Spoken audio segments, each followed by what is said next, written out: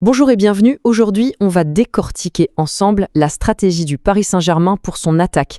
C'est un véritable plan qui est en train de se dessiner sous nos yeux. Alors, voilà le programme. On va commencer par le plan de jeu, le besoin tactique du PSG. Ensuite, on parlera gros sous avec une cible à 75 millions d'euros. Juste après, on regardera une solution interne, un jeune prodige du club. On fera un petit détour par le passé pour une leçon de confiance importante. Et pour finir, on essaiera de comprendre comment le club peut jongler entre ces deux philosophies.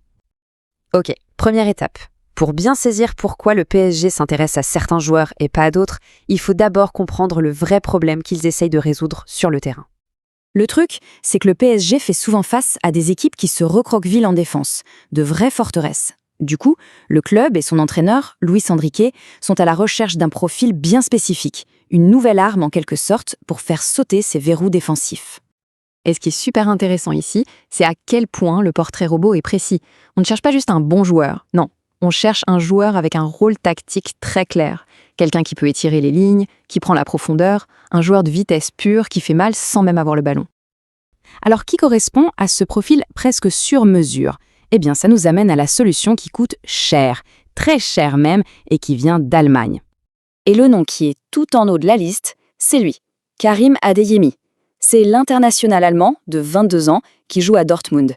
Il est connu pour sa vitesse fulgurante, sa capacité à faire exploser les défenses. Bref, il est vu comme la pièce manquante du puzzle offensif parisien. Et voilà le chiffre qui circule pour le faire venir. 75 millions d'euros. C'est un investissement colossal, évidemment, qui place la barre très très haut. Donc sur le papier, c'est limpide. Adeyemi, c'est le match parfait. Il coche absolument toutes les cases que recherche Luis Enrique pour donner un coup de fouet à son attaque et débloquer les situations compliquées. Mais attention, ce n'est pas si simple. Le parcours est semé d'obstacles. C'est un vrai casse-tête financier et logistique. Il y a le fair play financier, bien sûr, cette règle qui dit qu'un club ne peut pas dépenser plus qu'il ne gagne. Et puis il y a Dortmund, qui n'a aucune raison de se presser pour vendre son joueur. Bon, maintenant on change complètement de décor. On laisse de côté les transferts à des millions d'euros pour regarder ce qui se passe à l'intérieur même du club. Une stratégie radicalement opposée. Et cette autre voie, elle est incarnée par ce jeune homme, Ibrahim Mbaye.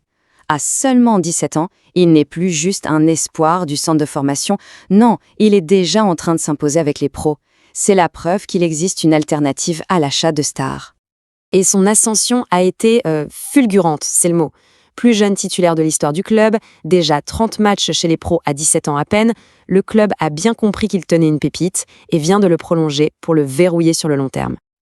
En fait, Mbaye, c'est l'incarnation de la philosophie de la construction. Au lieu d'acheter une solution clé en main, le club a investi du temps, a nourri son talent, et aujourd'hui, il récolte les fruits en lui donnant sa confiance et du temps de jeu. C'est une vision à plus long terme. Mais avant d'opposer ces deux mondes, celui où on achète et celui où on construit, il faut se souvenir d'une chose, une leçon du passé. Une sorte de piqûre de rappel pour ne pas oublier que l'argent, eh bien, ça ne fait pas tout. Il faut se remémorer le classique de septembre dernier. L'OM qui bat le PSG 1-0. C'était une vraie surprise, et l'analyse d'un des acteurs de l'époque est hyper intéressante pour comprendre pourquoi, au-delà de la pure tactique. Cette phrase de Mehdi Benatia, elle dit tout. Elle nous rappelle que la confiance, la cohésion, l'esprit d'équipe, ça peut parfois faire basculer en match et complètement gommer un écart de budget qui, sur le papier, est pourtant gigantesque. Et justement, cette notion d'esprit d'équipe, elle nous amène tout droit au cœur du problème, à la question stratégique que doit se poser la direction du PSG. C'est ça, le grand dilemme. Comment est-ce qu'on arrive à mélanger des solutions chères, immédiates, avec la motivation, la loyauté, cette fameuse âme qui vient souvent des joueurs formés au club ? Ce tableau, il résume parfaitement la situation. D'un côté, on a l'investissement financier massif pour un talent confirmé comme Adeyemi. Et de l'autre, on a l'investissement en temps et en patience pour un jeune du cru comme Mbaye. Chaque option a ses risques et bien sûr ses récompenses potentielles. Et c'est la question qui reste en suspens.